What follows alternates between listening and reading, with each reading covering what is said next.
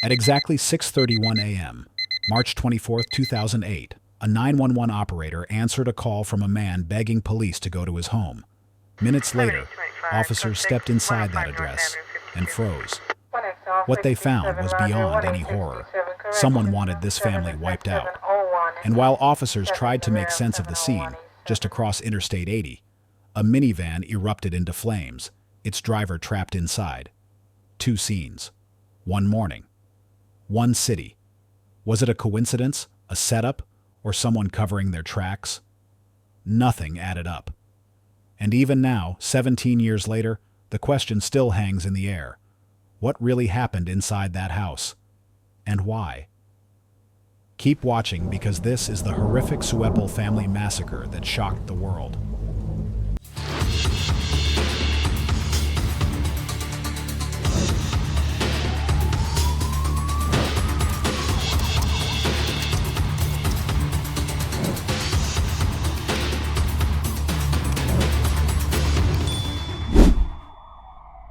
Minutes after the 911 call was placed by a man begging officers to go to his home immediately, the first set of police units arrived at 629 Barrington Road in Iowa City. What they found was not just another crime scene. It was horror that words could barely describe. But before anyone could begin to piece together what had happened, detectives needed to understand who the people in that house were. The very people who lived there, who seemed to have everything, were now at the center of a tragedy no one could make sense of. Iowa City in 2008 wasn't a place known for violent crime. It was a quiet college town, home to the University of Iowa, where the biggest stories were usually about football, not police tape. Barrington Road was a model of middle-class life. Two-story homes, trimmed lawns, and the occasional sound of children playing outside. The families here knew each other well enough to wave from driveways, and there was an unspoken rule that everyone took care of their own. This was the kind of place where people left their garage doors open and their kids walked to the bus stop without fear. So when that address appeared on police radios just after sunrise, officers knew something was deeply wrong. The people inside that home were the Sueppels, Stephen, Cheryl, and their 4 adopted children, Ethan, 10, Seth, 9, Mira, 5, and Eleanor, 3. To the entire community, they were the picture of everything good about family life. Stephen Sueppel was 42 years old, a man who had worked his way up from accounting clerk to vice president and controller at Hills Bank and Trust. In Iowa City's close-knit financial world, that title meant respect. He was known as mild-mannered, intelligent, and deeply loyal to his church. Colleagues often said he never raised his voice, never boasted, and never cut corners. Steve was the kind of guy you trusted, one coworker recalled in a later interview. You could hand him $1 million and you wouldn't think twice. Cheryl, sometimes listed as Cheryl in community directories, was the heart of the family. A former elementary school teacher, she had left her career to focus on raising the children full-time. Friends described her as patient, thoughtful, and meticulous in everything she did. She organized school fundraisers, managed playdates, and somehow kept the house spotless while volunteering for community projects. Her friends at St. Mary's Catholic Church often spoke about how genuine she was. She never complained, said a parish member. Even when things were hard, she smiled and kept going. The couple had met years earlier while attending the University of Iowa, both active in local parish groups. They married in the early 1990s and began building a life together in the same city where they had studied. Early on, they dreamed of having a big family, but fertility issues became a challenge neither of them expected. It was a painful period, one they rarely discussed publicly, but those close to them said it made their bond stronger. After several years of failed treatments, they turned to adoption. South Korea had one of the most organized international adoption programs at the time, and through a local agency, the Sueppels began what they called the most meaningful journey of their lives. Their first adoption brought them Ethan in 1997, followed by Seth a year later. The boys quickly became the center of their world. A few years later, they adopted 2 girls, Mira and Eleanor, completing the family of 6 they had always wanted. Cheryl often said that adoption wasn't a second choice, but God's plan for us.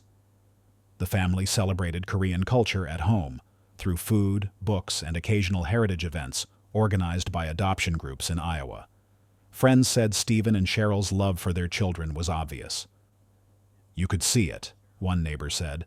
"Steve would come home from work and those kids would just run to him. It was the kind of love you don't fake." Every weekday morning followed a routine. Cheryl packing lunches, the older two boys waiting by the door with backpacks, Stephen reading the paper before leaving for the bank. Evenings were spent around the dinner table, often followed by homework and piano practice. Sundays were sacred. The Sueppels attended Mass together at St. Mary's Catholic Church, where they sat in the same pew near the middle aisle. Parishioners later remembered them vividly. Stephen's quiet nods to fellow members, Cheryl's cheerful greetings, and the children's matching outfits.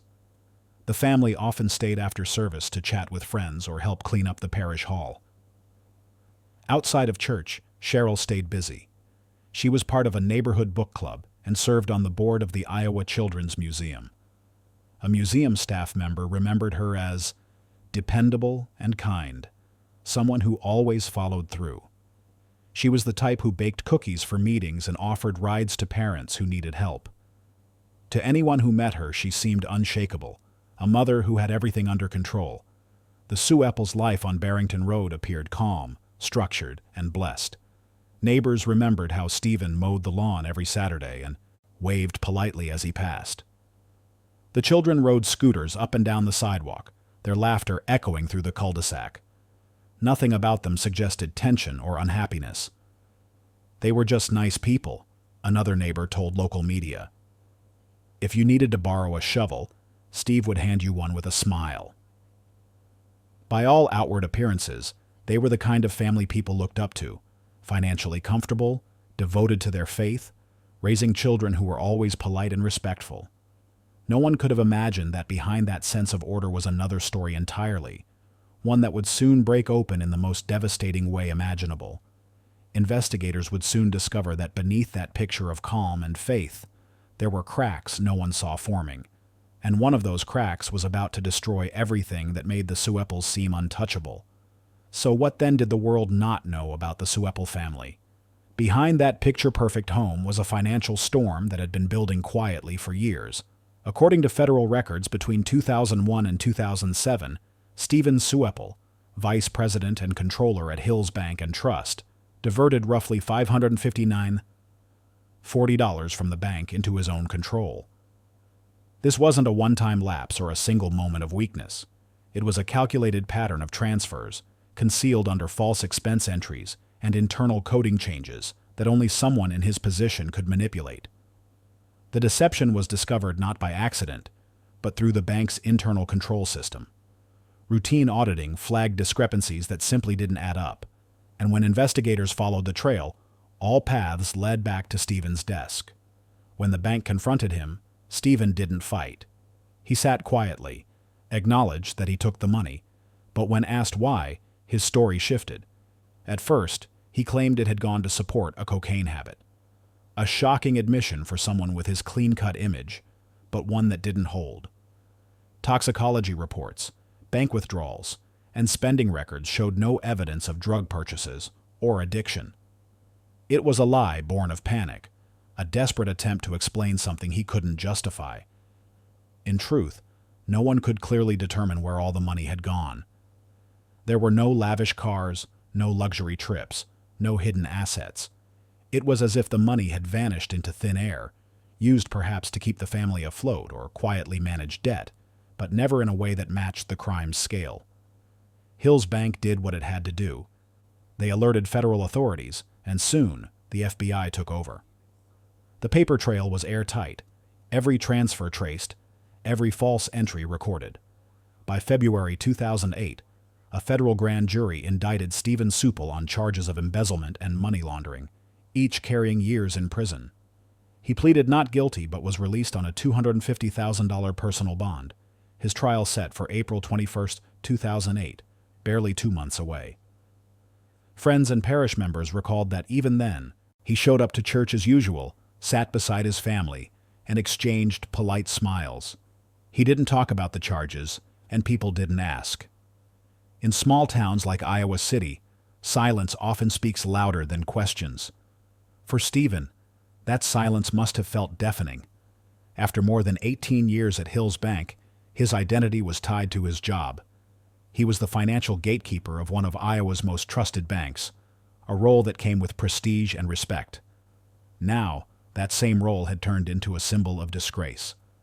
Colleagues described the discovery as devastating. One coworker later told reporters, "It was like hearing your brother did something unthinkable. We just couldn't believe it." Hills Bank's management issued an official statement acknowledging the fraud but expressed sympathy toward the family, avoiding harsh language, a reflection of how deeply rooted Stephen was in the institution. Still, behind closed doors, the damage was irreversible. Meanwhile, Cheryl had already stepped away from her teaching career years earlier. Those who knew her said she had left sometime after their second adoption, around 2002, to focus on raising their growing family. With 4 children under the age of 10, it made practical sense at the time, but it also placed every financial burden squarely on Stephen. Family friends later recalled that Cheryl occasionally mentioned cutting back on expenses or being mindful of budgeting, but there were no outward signs of financial crisis. "They lived comfortably," said a neighbor, "but not extravagantly. Nothing about them screamed luxury. Their spending matched what most middle-class families would consider normal: mortgage payments, church donations, school supplies, adoption fees, and health care costs." Yet those hidden numbers in the bank's ledger told a different story, one of a man robbing his employer to keep up an image that may have already been cracking. The financial pressure was immense. Stephen's role made him the sole provider, and that role wasn't just practical, it was personal. As a Catholic father and husband, being the head of the household was part of his identity. Psychologists who later studied the case described this as provider paralysis, the belief that losing financial stability means losing the right to exist as a husband and father. Every passing week brought new dread: court dates, legal bills, and whispers within the community. Cheryl's family members, especially her sister, later told reporters they had no idea how serious things had become. They knew about the charges but believed Stephen would work through it. Cheryl was supportive, one relative said. She stood by him. She believed he'd make it right. As the trial date approached, that hope began to fade. Legal filings showed that if convicted, Stephen could face up to 30 years in federal prison and millions in restitution. He would lose his home, his career, and possibly his reputation in the church he had helped support for years. That prospect weighed heavily, not only on Stephen but on the family that depended entirely on him. Every night, after putting the kids to bed, he was left alone with court papers, letters from lawyers, and mounting fear. What made it worse was the shame. In a town like Iowa City, people talk. The news of his indictment had already circulated quietly through parish circles. One church member later said, "People didn't judge them out loud, but everyone knew." That quiet judgment can be more isolating than open criticism. Stephen stopped attending bank events, avoided former colleagues, and focused on appearing normal at home. But even that facade was thinning. In later investigations, FBI agents found handwritten notes suggesting that Stephen had begun to feel cornered, ashamed, desperate, and convinced he had no way out. What the world didn't know then was that Stephen's story was no longer about money, it was about control. He couldn't fix the damage, but he could decide what happened next. And as the countdown to April 21st ticked closer, that belief became deadly. By late March 2008, Stephen Sueppel was running out of time, out of options, and out of ways to keep the illusion alive. The next choice he made would ensure that no one, not his family, not his friends, not the court, would ever see him face trial. Back in 2008, Easter Sunday was celebrated on March 23rd. For most Americans, it was a day of color, faith, and family, a day when church parking lots filled up early and dinner tables filled even faster. Across Iowa City, the morning began with families dressing up in new clothes, children searching for hidden baskets, and the sound of hymns floating through open church doors. It was the kind of Sunday where everyone slowed down just enough to appreciate being together. For most Christians, Easter wasn't just a date, it was a promise, a time to reconnect, forgive, and look forward. And for the Sueppel family, it was no different. There were plans to attend church, spend time with loved ones, and keep their yearly traditions alive. The Sueppels' morning started like many others in Iowa that day. Stephen and Cheryl got their 4 children, Ethan, Seth, Mira, and little Eleanor, all dressed in their best Sunday outfits.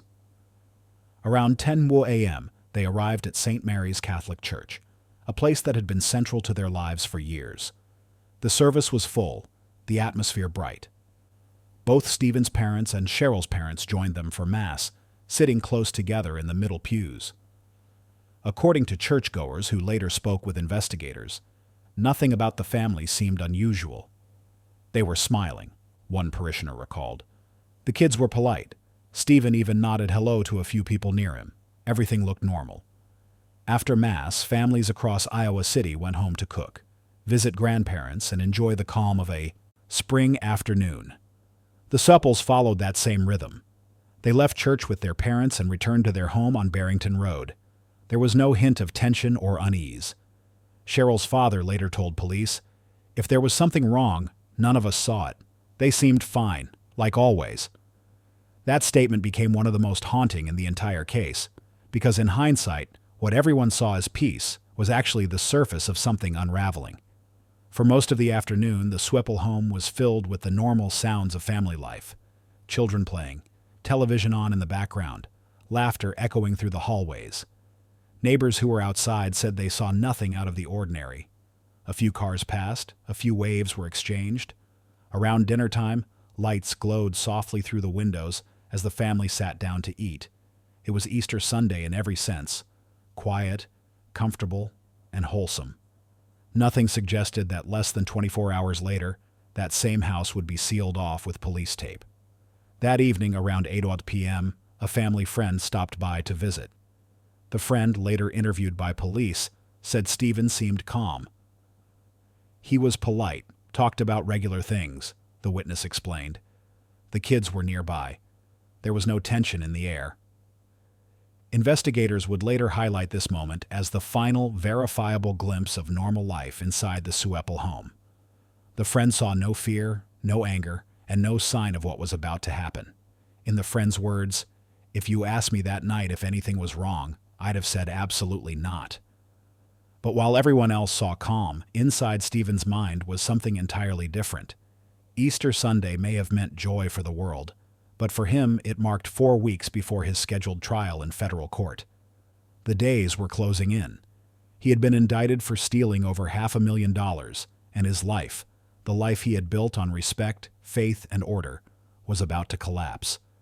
No one in church that morning could have guessed that while they celebrated resurrection, Stephen was planning an escape from ruin. There were no police records of violence, no history of arguments, no neighbors ever reporting fights. That absence of warning would later make what happened next so hard to process. Throughout the evening, Cheryl handled bedtime as usual. The kids prepared their school things for Monday morning. Stephen, by most accounts, moved through the motions of normal family life. But behind that calm, a man was cornered by shame, fear, and the weight of his own choices. Friends later wondered if Cheryl knew how deep his despair went. Her relatives believed she didn't. They said she never spoke of worry, never hinted that her husband was unstable. "She thought it would work out," one family member told a local reporter. "She had faith he'd fix it somehow." By 10 p.m., most homes on Barrington Road were quiet. The Sueppels' lights still shone softly through the blinds. Maybe Cheryl was folding clothes. Maybe Stephen was pacing. The kids were likely asleep, unaware that their parents' lives were hanging by a thread. This was the last peaceful night they would ever know, the last time neighbors saw the family alive. No one outside the home could have predicted what was coming. The police had never been called there.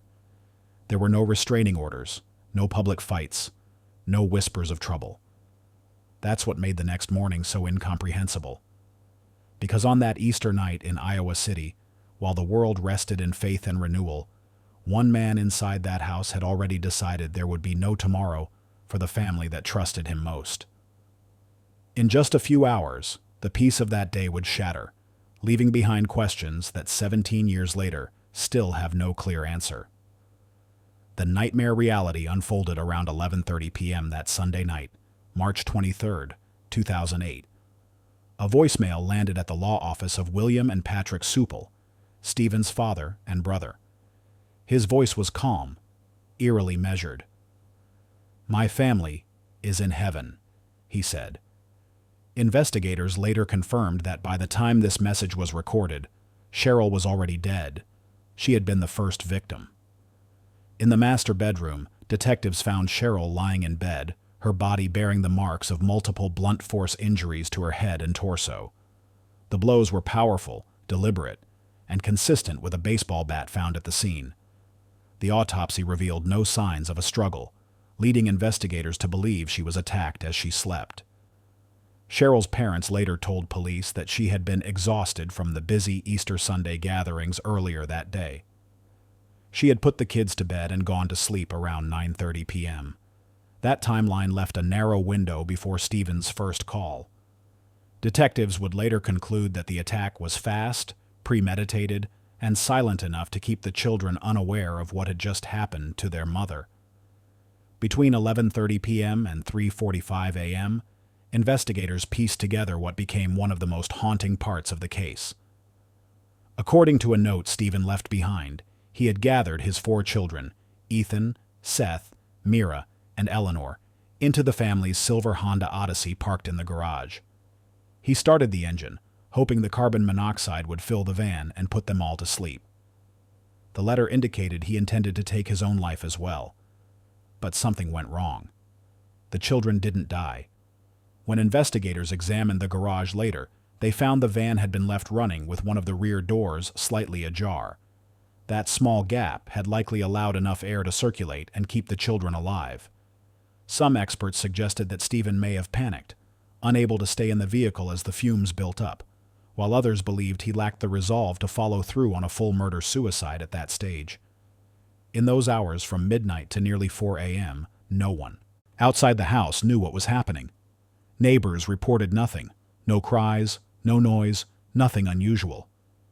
Police believed that after realizing the carbon monoxide plan had failed, Stephen brought the children back inside one by one. The physical evidence shows a grim and methodical sequence. The boys, Ethan and Seth, were found upstairs in their bedrooms. Mira was found in a downstairs room. Eleanor, the youngest, was discovered in the basement playroom. Every one of them suffered multiple blunt force injuries consistent with the same weapon, a baseball bat. Forensic reconstruction showed that at least 2 bats had been used, and that one broke during the attacks. Investigators believed Stephen might have first tried to sedate or calm the children. Toxicology reports, however, found no trace of sleeping agents. That means the children were conscious, possibly confused, possibly terrified. Detectives said what disturbed them most was the level of control it took to carry out those killings in such a systematic manner. One investigator put it plainly. He wasn't in a rage. He was following through on something he had already decided to do. The big question remained. Why? Was this a carefully planned act of despair or a sudden collapse of sanity? Prosecutors reviewing the timeline believed the act was fully premeditated. The note left in the kitchen spoke of shame, failure, and an apology to his parents and the bank. "Please forgive me," he wrote. "I've made a terrible mistake and I can't face what's coming." The level of preparation, the voicemail, the garage setup, the letters, suggested a man who had thought about this for hours, maybe days. Yet, experts who later studied the case argued that Stephen's mental state likely broke under immense pressure. Facing federal prison, loss of income, and public humiliation, he seemed to believe death was the only way to preserve what little control he had left. Detectives found more than one voicemail that night. Around 3:50 a.m., and again at 4:01 a.m., Stephen called his home answering machine, leaving fragmented confessions. In one message, his voice was strained as he said he had tried to drown himself in the Iowa River but kept floating. He mentioned the bank, the investigation, and his family, saying he was so sorry and that he hoped God would understand. The content of those recordings became a critical window into his state of mind, a blend of guilt, confusion, and resignation. Investigators believe the killings were complete by 3:45 a.m. When officers later reconstructed the scene, they noted the order in which the children were likely attacked, based on their positions and the blood patterns. It suggested he moved room to room, consistent with someone executing a grim plan rather than reacting impulsively. There were no defensive wounds indicating resistance, likely because the children were asleep when the attacks began. What puzzled authorities was how calm everything appeared afterward. The house wasn't ransacked, nothing was broken. The beds were made, the lights off, and Cheryl's rosary lay beside her on the nightstand. By 6:31 a.m., the final call came into Johnson County Dispatch. A man's voice, believed to be Stevens, begged for police to go to his house immediately. Seconds later, the call disconnected. Officers rushed toward Barrington Road, unaware that the caller was already gone. Just minutes after that, a van erupted into flames on Interstate 80, a short drive from the Sueppel home. Inside was Stephen, dead on impact. Everything known about that night, the calls, the bodies, the timelines, came from what he left behind.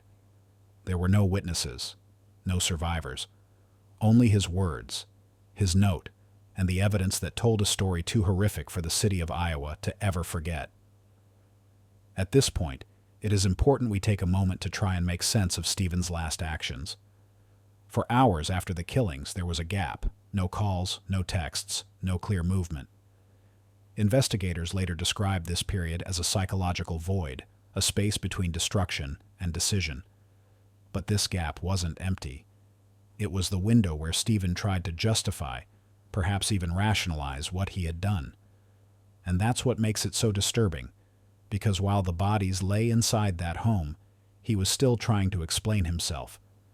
Experts who studied the Sueppel case later said these final hours reveal the inner logic of a man consumed by shame and control. Stephen was no longer fighting to survive legally or morally. He was trying to control how he'd be remembered. His note, his messages, and the timing of his silence all pointed to the same conclusion. This wasn't confusion. It was control. He didn't want his story told by prosecutors or by the media. He wanted it told in his voice, even after he was gone. Detective Jeff Schuster, who worked the case, said, "He left behind a roadmap of what he wanted us to know, and nothing else." The investigation team described what they found as part confession, part justification. In the note recovered from the kitchen counter, Stephen apologized to his parents and to Hillsbank, saying he was ashamed and could not face what was coming. His words carried no direct expression of anger or hate toward his wife or children, which only deepened the confusion. It showed a man who saw himself as both the problem and the solution, a mindset psychologists call the provider's collapse. When the life built around being the family's foundation falls apart, men like Stephen often believe that ending it all is somehow merciful, even protective. In truth, it's the final expression of control. Investigators and mental health experts would later agree. Stephen's decision-making followed the pattern of a family annihilator, not a man driven by sudden rage, but one driven by perceived loss of status, shame, and fear of humiliation. He faced a federal indictment, public exposure, and years in prison. He would lose his job, his reputation, his standing in the church, and everything that made him who he thought he was. To him, that was a kind of death. Dr. Robert Pape, a clinical psychologist consulted after the case, explained that such individuals often believe they are saving their family from the shame of their own failure. Stephen's behavior fit that mold perfectly. So why did he reach out at all? Through voicemails, notes, and a final attempt to communicate. Investigators believed it wasn't guilt that drove those messages, but the need to maintain power. When you leave a confession behind, you're still steering the narrative. That's why his tone stayed calm and his words structured. He never begged for forgiveness. He simply stated what had happened, as if reporting an incident. Detective Schuster recalled listening to the recordings and saying, "It sounded more like a report than a cry for help." To him, that confirmed Stephen's mental state: detached, logical, and obsessed with control until the end. There were no confirmed medical records suggesting Stephen suffered from a diagnosed mental illness. His co-workers and family never reported any history of psychiatric treatment, breakdowns, or erratic behavior before the embezzlement scandal surfaced. That made this even harder to explain. One co-worker at Hills Bank later told investigators, "He was quiet, organized, the kind of person you'd trust with anything." The sudden transition from a respected banker to a man capable of killing his entire family was something no one close to him could reconcile. But the FBI analysis of his financial and behavioral patterns suggested a long internal struggle hidden behind routine normalcy. Shame became isolation, and isolation turned into self-destruction. During those last hours, as investigators retraced his movements, they found nothing that indicated panic. No attempts to reach out for help, no effort to flee, no signs of a breakdown. Instead, it was methodical silence, a man waiting for his chosen ending. Between 4 a.m. and 6 a.m., Stephen vanished from the radar, possibly driving aimlessly through Iowa City. That gap still puzzles investigators today. Some believe he spent that time at the Iowa River, sitting near the same water he had mentioned in his message. Others think he may have driven the familiar roads of his daily commute, one last round through the life he had destroyed. What those hours represent isn't just mystery, it's intent. Every move, every word left behind, every silence in between was part of a man trying to make sense of an act that never could. It wasn't a moment of madness. It was an attempt to turn guilt into control and tragedy into closure, at least in his mind. His silence was his final weapon. His reasoning, the idea that death was an escape from shame, became his twisted justification. By the time dawn approached, the world outside his car had no idea what he had done. His family lay lifeless inside their home, and the man responsible was somewhere out there, still alive, still deciding how to end the story he had written. Investigators would later describe those last hours as the calm before the discovery. And when morning finally broke, Stephen had made his decision. In less than an hour, the phones at Johnson County Dispatch would light up. A voice would call in, calm, familiar, and brief. And by the time officers reached Barrington Road, it would already be too late. The main turning point that set the case into motion was the 911 call Stephen placed at exactly 6:31 a.m. on March 24, 2008. The dispatcher later said the voice on the line sounded calm, even polite. "Iowa City, Iowa," the man said. "Please go to 629 Barrington Road immediately." Then the call disconnected. There was no name, no emotion, no hint of what officers were about to face. The Johnson County Communications Center logged it as a welfare check. Routine. Within seconds, patrol units were dispatched. They had no idea that the caller was the same man who had killed his entire family only hours earlier. At 6:36 a.m., 5 minutes after that call, Iowa State Patrol and witnesses on Interstate 80 reported a van traveling at high speed before slamming into a concrete pillar near the Coralville exit. The explosion was immediate. Fire crews described it later as a ball of flame. One driver who pulled over told investigators, "It didn't look like an accident. It looked like he aimed for it." The van was fully engulfed by the time responders arrived, the heat so intense they couldn't tell if anyone else was inside. When the fire finally subsided, investigators recovered one body, the driver. Dental records later confirmed it was Stephen Sueppel. His death was instant, caused by impact and burns. The van's registration led officers straight back to 629 Barrington Road, the same address mentioned in the 911 call minutes earlier. Officers from the Iowa City Police Department arrived at the house just before 7:01 a.m. They found the front door unlocked. There were no signs of forced entry, no sounds from inside. Sergeant Troy Kelsey later said, "We went in expecting to check on a possible medical emergency, not a homicide." The first team entered through the living room, calling out for anyone inside. What they found would stay with them forever. Cheryl's body was discovered in the master bedroom. In nearby rooms, the children were found, each in separate spaces, motionless. Officers quickly called for backup, confirming multiple fatalities.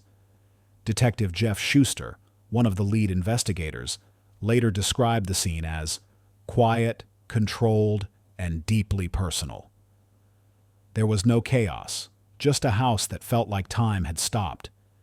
Investigators immediately began searching for signs of an intruder, but found none. Nothing was broken. The windows were intact. The alarm system hadn't been triggered. The evidence told one story, a domestic crime. 2 baseball bats were collected from different rooms, both stained and consistent with the injuries observed during the autopsies. Crime scene technicians later confirmed that 1 bat had broken during use, a chilling detail that matched the physical trauma seen on the victims. The layout of the house showed that the killings had been carried out methodically. Detective Schuster said in a later interview, "There was no sign of struggle. Whoever did this was in control from start to finish." In the kitchen, officers discovered a stack of papers near the phone. Among them, a 4-page handwritten note. It wasn't dated or signed in any dramatic way, but the handwriting matched Stevens. The note was addressed broadly, mentioning his parents, the bank, and law enforcement. It contained repeated apologies, explanations about his embezzlement case, and a chilling admission that he had killed his wife and children. Investigators later clarified that it wasn't written like a formal confession. Instead, it read like a letter from someone trying to rationalize the irrational. One line read, "I'm sorry for everything. I can't face the shame. Please forgive me." Another part referred to Cheryl directly. "She didn't know. She loved me and the children." Sergeant Kelsey told reporters that the note gave a roadmap of what he did and why he thought it was the right thing to do, though, as he added, it wasn't right in any way. Alongside the letter were several envelopes labeled with names: his parents, his in-laws, and the bank. Each contained personal notes of apology. These documents, combined with the 911 call and the van crash, sealed the sequence of events. From 11:30 p.m. the previous night to 6:36 a.m. that morning, Stephen had carried out and concluded one of the most devastating crimes in Iowa's history.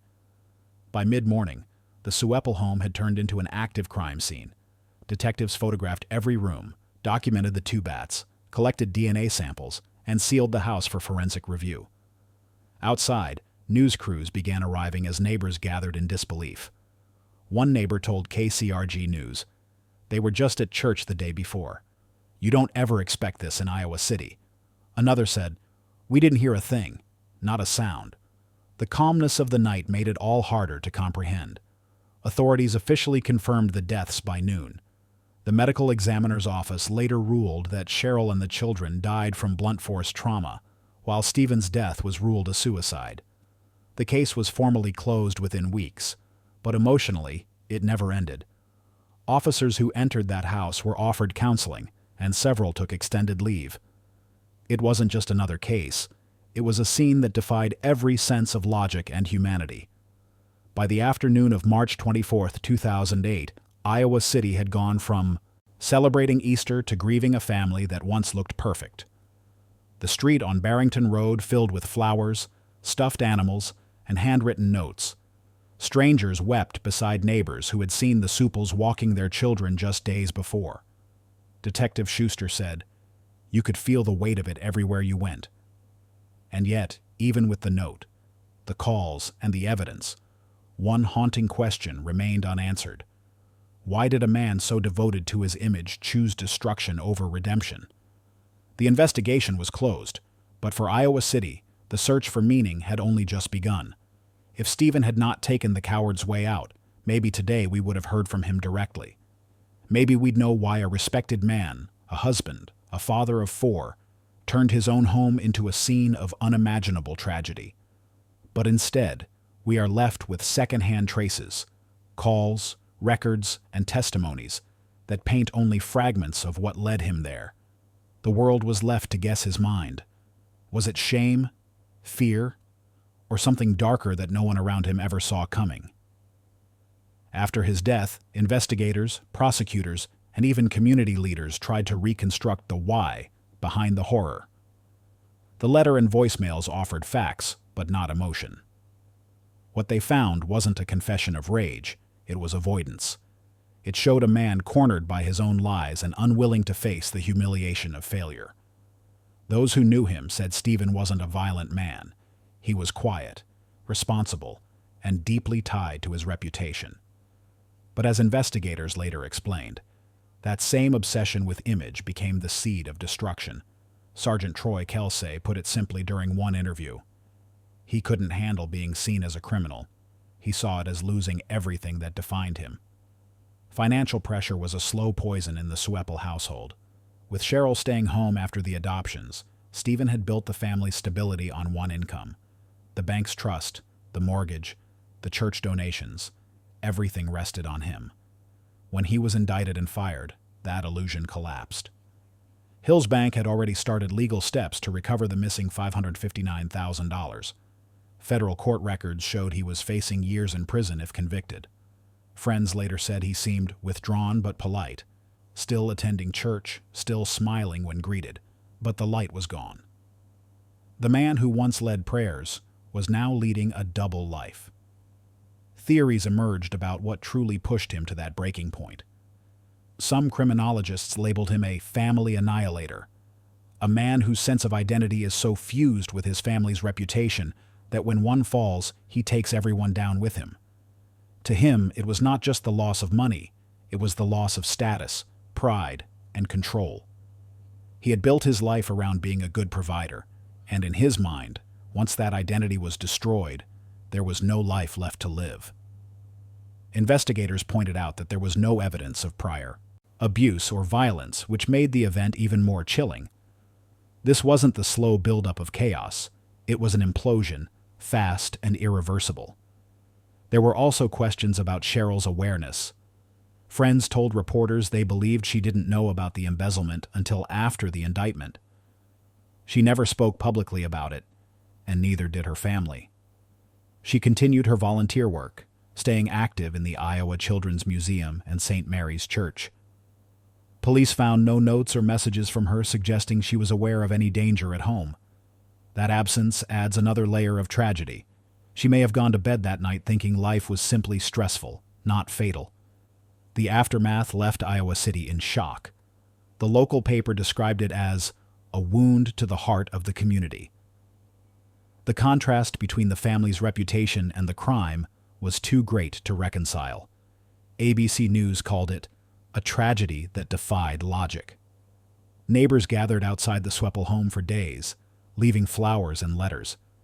One woman said, "We just saw them at Easter. The kids were laughing. It doesn't make sense." Detectives themselves struggled to process what they had seen, many of them later taking time off duty. In the weeks that followed, the conversation shifted from crime to morality.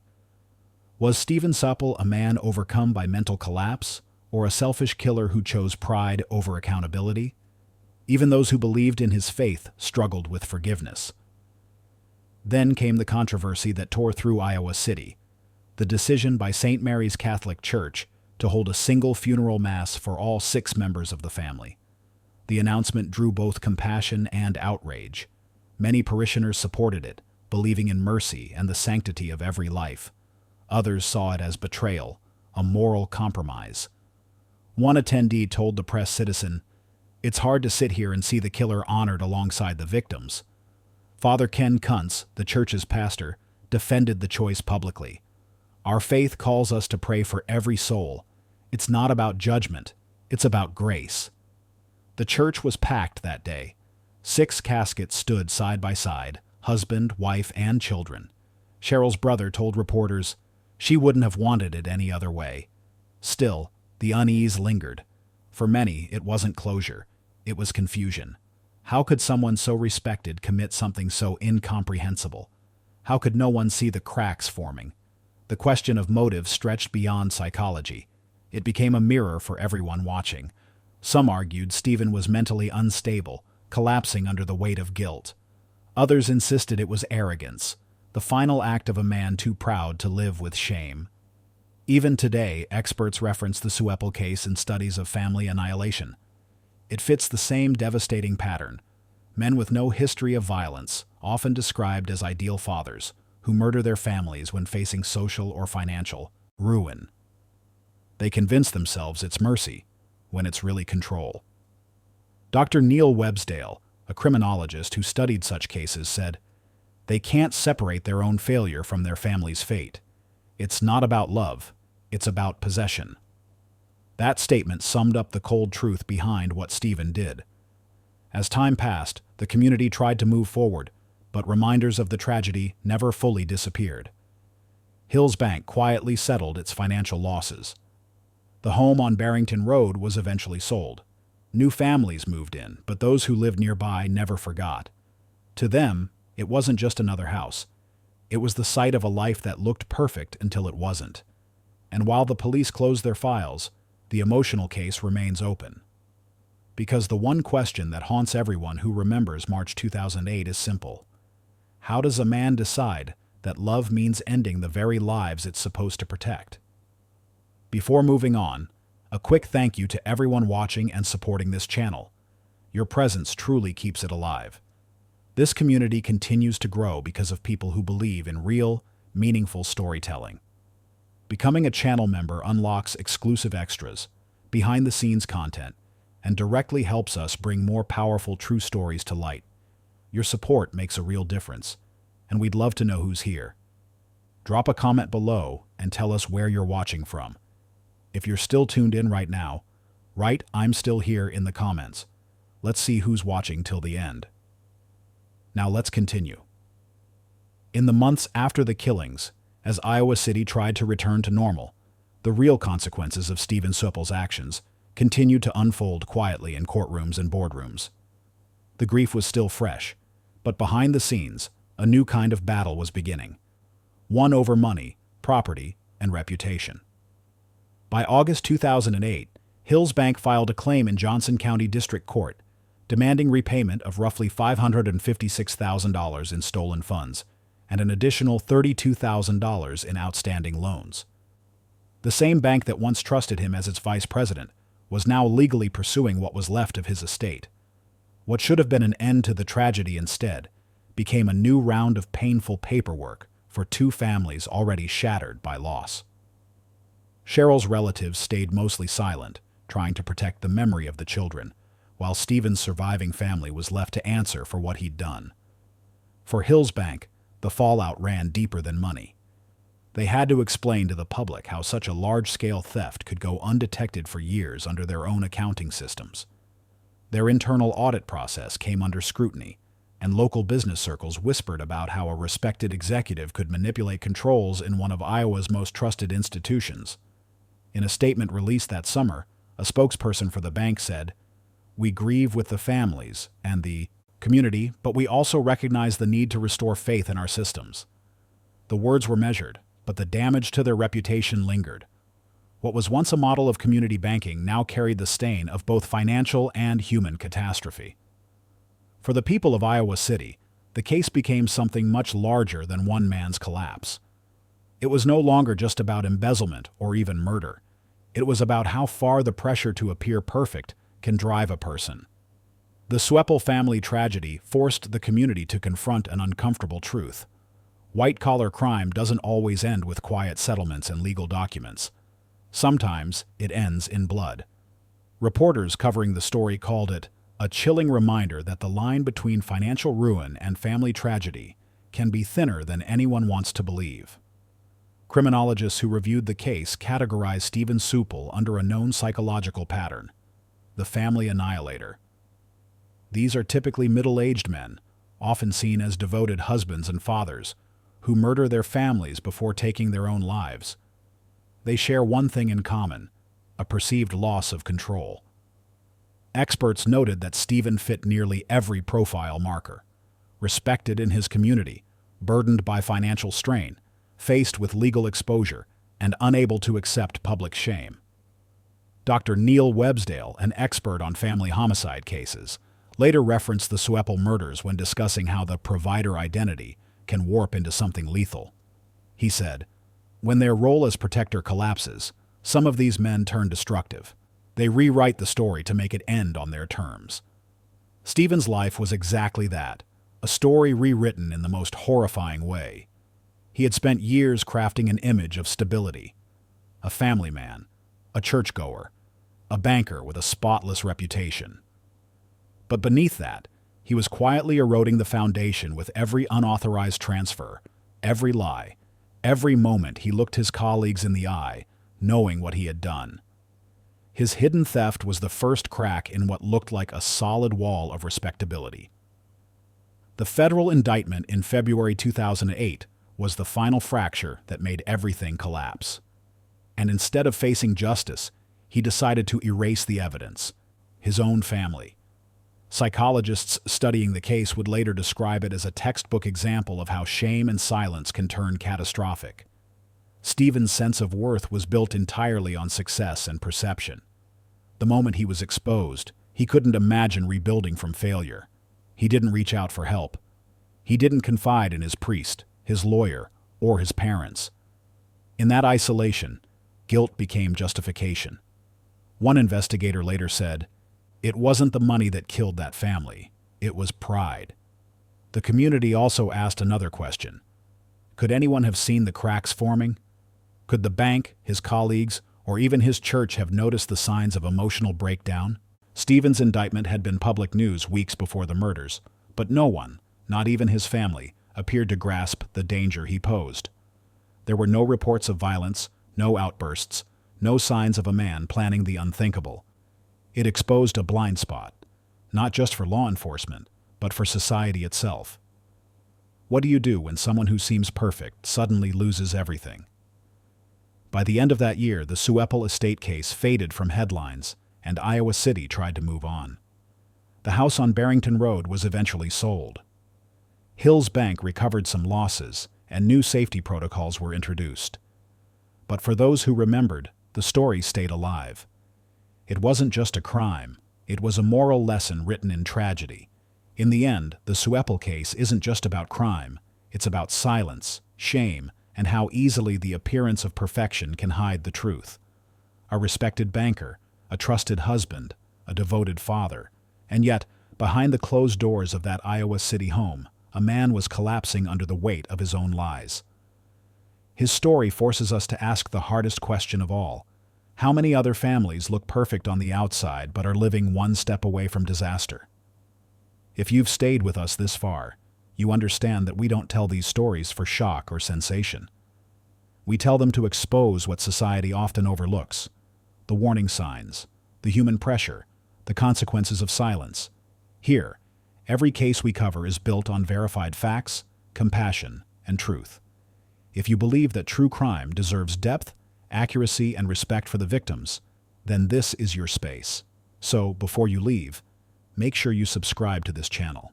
It's free, but it means everything to us. It tells the algorithm that real, honest storytelling still matters.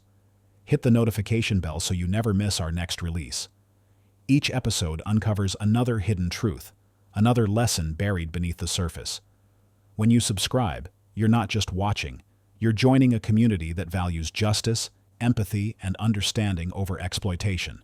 And as always, we want to hear from you. What do you think could have been done differently in the Sueppel case? Could anyone have stopped it before it happened? Drop your thoughts in the comments. Let's keep these conversations alive, not just for entertainment, but to make sure tragedies like this one never fade into silence.